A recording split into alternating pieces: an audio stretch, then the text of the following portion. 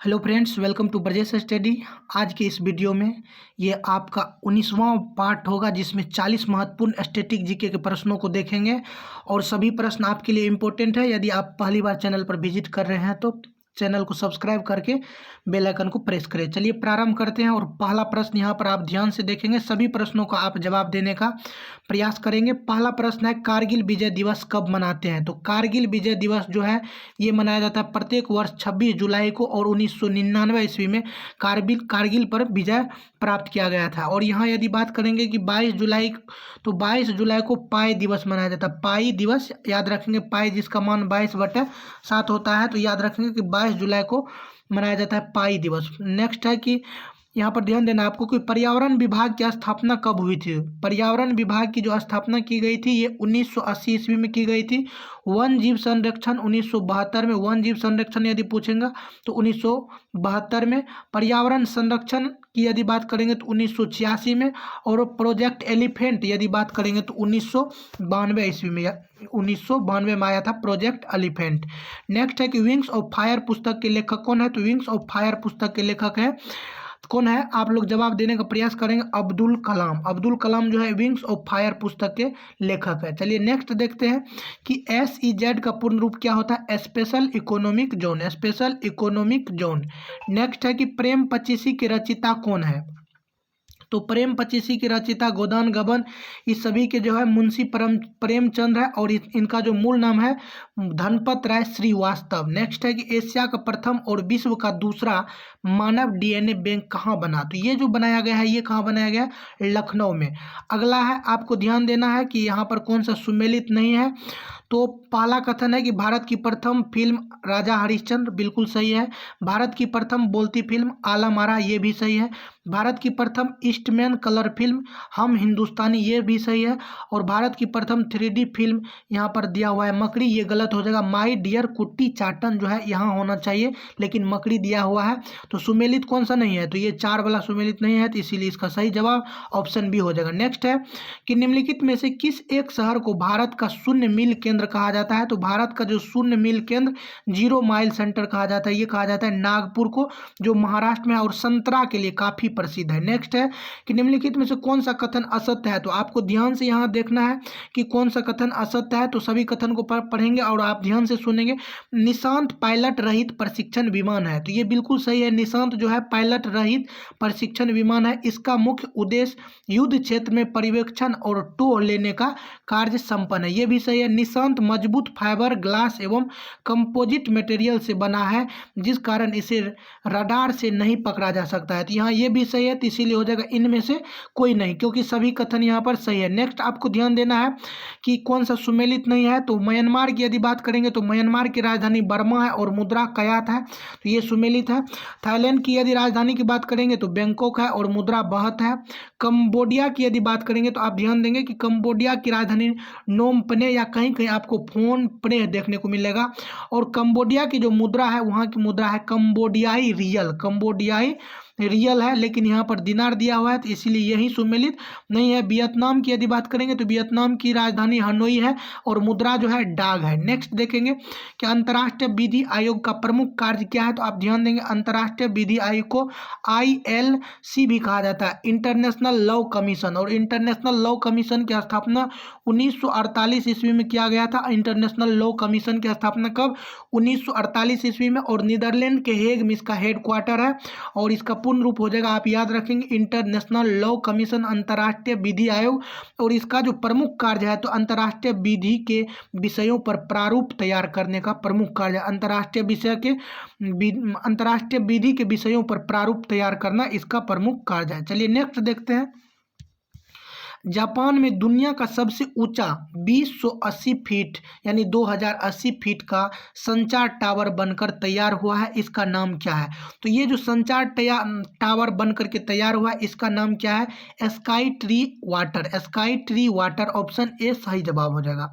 Next है कि राष्ट्रीय मशरूम अनुसंधान एवं प्रशिक्षण केंद्र, तो मशरूम अनुसंधान एवं प्रशिक्षण केंद्र चंबा घाट सोलन, ये कहाँ है? हिमाचल प्रदेश में, यहीं पर स्थित है।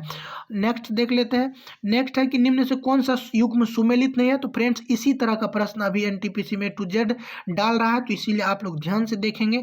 और यहाँ पर ध्यान देना है कि ब्रह्म समाज जो है यहाँ पर कोलकाता से संबंधित हो जाएगा, ब्रह्म समाज। और उसके बाद आपको ध्यान देना है कि हरिजन संघ, हरिजन संघ ये कहाँ संबंधित है, ये अहमदाबाद से संबंधित है। हरिजन संघ कहाँ से, अहमदाबाद से। नेक्स्ट हो जाएगा आपका कौन सा, तो यहाँ ध्यान देंगे विश्व भारती, ये कहाँ से है, ये कोलकाता से है। तो विश्व भारती कोलकाता से, ब्रह्म समाज कोलकाता से, हरिजन संघ अहमदाबाद से, और यहाँ पर सभी सुमेलित है, इसीलिए हो जाएगा इनमें से कोई नहीं। अगला है कि हमारी सांस्कृतिक धरोहर के लेखक कौन है। एक पुस्तक है और इस पुस्तक का नाम है हमारी सांस्कृतिक धरोहर। इसके लेखक जो है, इनका लेखक हो जाएगा डॉक्टर शंकर दयाल शर्मा। हमारी सांस्कृतिक धरोहर के लेखक डॉक्टर शंकर दयाल शर्मा। अगला देखेंगे कि अश्वनी पोन्नप्पा किस खेल के लिए प्रसिद्ध है। तो अश्वनी पोन्नप्पा जो प्रसिद्ध है, ये बैडमिंटन के लिए प्रसिद्ध है, अश्वनी पोन्नप्पा। नेक्स्ट देखेंगे फ्लावियन एम्पी थिएटर के रूप में जाना जाने वाला कोलोसियम कहाँ स्थित है। तो कोलोसियम जो है ये कहाँ स्थित है, रोम में है, और ये रोम कहाँ है, इटली में है। नेक्स्ट देखेंगे कि पवित्र शहर मक्का कहाँ स्थित है। तो ये मक्का जो आपको हो जाएगा, ये कहाँ लोकेटेड है, ये आपका सऊदी अरब में है। अगला देखते हैं, प्रधानमंत्री मोदी ने डॉक्टर एपीजे अब्दुल कलाम की जिस मूर्ति का अनावरण उनके रामेश्वरम स्मारक में किया है, इसमें उन्हें कौन सा वाद्य यंत्र बजाते हुए दिखा गया है। तो ये दिखाया जो गया है डॉक्टर एपीजे अब्दुल कलाम का जो स्मारक बनाया गया रामेश्वरम में, वहाँ पर उनको कौन सा वाद्य यंत्र बजाते हुए दर्शाया गया है। तो आप लोग ध्यान देंगे, ये काफ़ी इंपॉर्टेंट प्रश्न है, तो वे बीना बजाते हुए दिखाया गया है। नेक्स्ट देखेंगे कि 1896 में आयोजित पहले आधुनिक ग्रीष्मकालीन ओलंपिक खेलों की मेजबानी किस शहर ने की है। तो 1896 में जो आयोजित पहले आधुनिक ग्रीष्मकालीन ओलंपिक की मेजबानी किया गया था, ये एथेंस ग्रीस में किया गया था। एथेंस की राजधानी ग्रीस। नेक्स्ट देखेंगे यानी ग्रीस की राजधानी एथेंस हो जाएगा, तो वहीं पर किया गया था। अगला देखेंगे आप ध्यान से कि विलियम डेरिम्पल, ध्यान देंगे आप लोग, विलियम डेरिम्पल की खिताब सिटी ऑफ डिजिन्स किस भारतीय शहर से संबंधित है। सिटी ऑफ डिजिन्स, और ये हो जाएगा कोलकाता से संबंधित है। अगला देखते हैं, निम्नलिखित में से किस पुरस्कार को भारतीय राष्ट्रपति प्रदान करते हैं। तो ऑप्शन ए में है भारत रत्न, परमवीर चक्र, शौर्य चक्र, ये सभी प्राइज जो है ये राष्ट्रपति के द्वारा दिया जाता है। अगला है भारत की मान्यता प्राप्त किसी भी भाषा में उत्कृष्ट योगदान हेतु दिया जाने वाला पुरस्कार। तो किसी भी भाषा में उत्कृष्ट योगदान के लिए जो पुरस्कार दिया जाता है, ये पुरस्कार कौन सा है, ये पूछा गया है। तो भारतीय ज्ञानपीठ पुरस्कार है जो मान्यता प्राप्त किसी भी भाषा में उत्कृष्ट योगदान के लिए दिया जाता है। अगला है तानसेन सम्मान किस राज्य के द्वारा दिया जाता है। तो तानसेन सम्मान जो है ये मध्य प्रदेश के द्वारा दिया जाता है, तानसेन सम्मान। अगला है मोंगिया पतन किस राष्ट्र में है। तो मोंगिया पतन जो है ये कहाँ है, बांग्लादेश में है, और वहीं पर एक प्रसिद्ध और पतन है चटगांव, यानी बंदरगाह जिसको बोलते हैं। तो चटगांव और मोंगिया पतन ये कहाँ है, बांग्लादेश में, और बांग्लादेश की राजधानी ढाका है, जो आपको कर्णफूली नदी के तट पर स्थित है। तो ये आप लोग याद रखेंगे, कर्णफूली नदी के तट पर। अगला है कि उच्चतम न्यायालय की प्रथम महिला न्यायाधीश कौन थी। तो उच्चतम न्यायालय की प्रथम महिला न्यायाधीश ये कौन थी, सुश्री एम फतिमा बीबी, सुश्री एम फतिमा बीबी। रोवर्स कप किस खेल में विजेता टीम को दिया जाता है। तो रोवर्स कप जो दिया जाता है ये दिया जाता है विजेता टीम को, और ये फुटबॉल में दिया जाता है। नेक्स्ट देखेंगे कौन सा ग्रैंड स्लैम टूर्नामेंट घास के कोर्ट पर खेला जाता है। तो यहाँ पर आपको ध्यान देना है कि ये विंबलडन जो है ये घास के कोर्ट पर खेला जाता है, और फ्रेंच जो है ये रेड क्ले इसे लाल बजरी का भी कहा जाता है, तो रेड क्ले खेला जाता है। ऑस्ट्रेलिया ओपन जो है ये आपको हार्ड कोर्ट पर खेला जाता है, और यूएस ओपन जो है ये भी आपको हार्ड कोर्ट पर खेला जाता है। यदि ऑस्ट्रेलियन ओपन की बात करेंगे तो ये आपको 1905 ईस्वी में प्रारंभ किया गया था, और यदि फ्रेंच ओपन की बात करेंगे तो ये 1891 ईस्वी में प्रारंभ किया गया था, और ये विंबलडन जो है आपका ये 1877 में प्रारंभ किया गया था। और बच रहा आपको क्या, यूएस ओपन। तो यूएस ओपन 1881 ईस्वी में प्रारंभ किया गया था। तो सबसे पहले जो प्रारंभ किया गया था ये विंबलडन किया गया था 1877 में, उसके बाद यूएस ओपन 1881 में, उसके बाद 1891 में फ्रेंच ओपन, और अंत में जो प्रारंभ किया गया था ये 1905 1905 ईस्वी में ऑस्ट्रेलिया ओपन प्रारंभ किया गया। और फ्रेंड्स यहाँ से एक प्रश्न आपसे और पूछा जाता है कि इसको क्रम में पूछा जाता है कि प्रारंभ में कौन खेला जाता है और सबसे लास्ट में कौन खेला जाता है या बीच में कौन खेला जाता है। तो आप ध्यान देंगे AFWA याद रखेंगे, AFWA यानी सबसे पहले ऑस्ट्रेलिया, फिर फ्रेंच ओपन, फिर विंबलडन ओपन, फिर आपका आ जाएगा अमेरिकन ओपन। तो आप ए में कंफ्यूज इसलिए नहीं करेंगे कि जो बुजुर्ग होते हैं तो वो लास्ट में आते हैं और अमेरिका जो है अभी सबसे ताकतवर देश है तो इसीलिए ये लास्ट में आएंगे और ऑस्ट्रेलिया सबसे पहले आएंगे। नेक्स्ट देखेंगे हॉर्टिकल्चर, यहाँ पर कौन सा असत्य है ये आपको चुनना है। तो हॉर्टिकल्चर जो हो जाएगा ये किससे संबंधित है, आप देखेंगे तो हॉर्टिकल्चर बागवानी से संबंधित है, ये सुमेलित नहीं है। एपीकल्चर आपका मधुमक्खी का पालन कहलाता है तो ये दोनों सुमेलित नहीं है।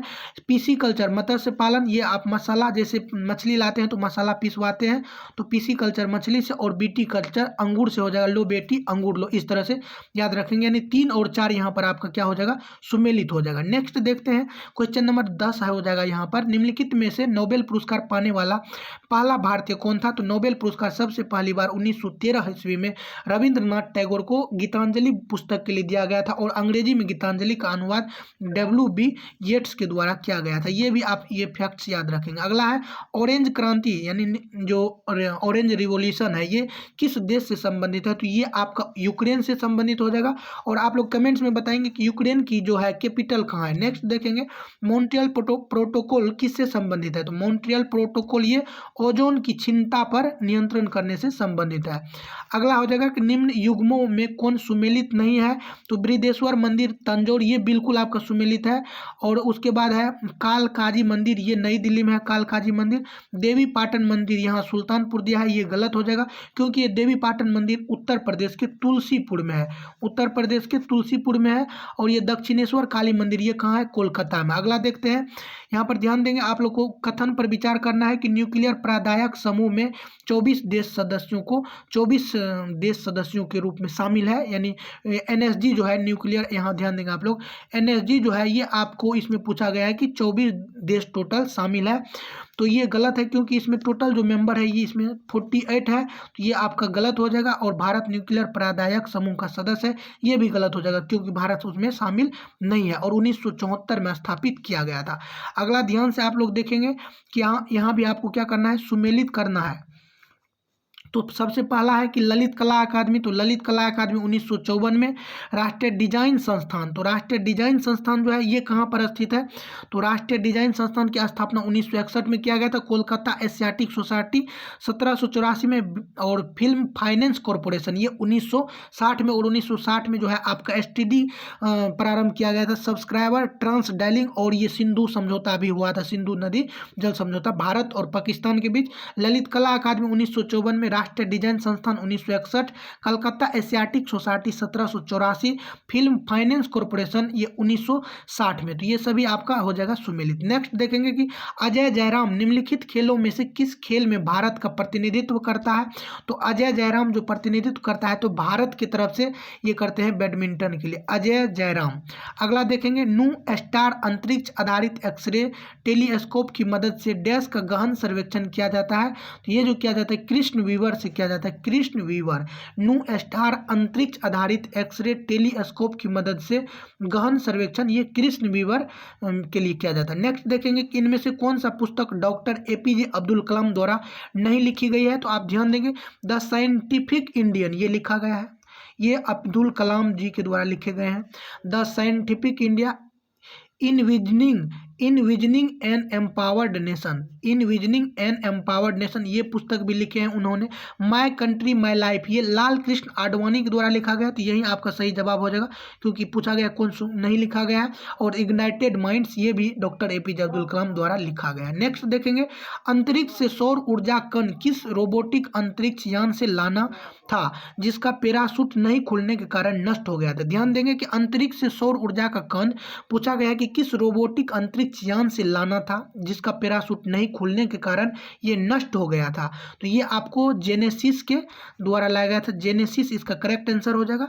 नेक्स्ट देखेंगे कि हैकर से क्या तात्पर्य है। तो हैकर जो होता है वह व्यक्ति होता है जो डेटा तक अनाधिकृत पहुंच प्राप्त करने के लिए कंप्यूटरों का उपयोग करते हैं। तो हैकर का यही काम है कि डेटा तक अनाधिकृत पहुंच प्राप्त करने के लिए कंप्यूटर का उपयोग करते हैं। तो इसका करेक्ट आंसर ऑप्शन बी हो जाएगा। इसी के साथ ये कंप्लीट हुआ। फिर आपसे मिलेंगे अगले वीडियो में। वीडियो को अंत तक देखने के लिए आपका बहुत बहुत धन्यवाद। तब तक के लिए जय हिंद, जय युवा।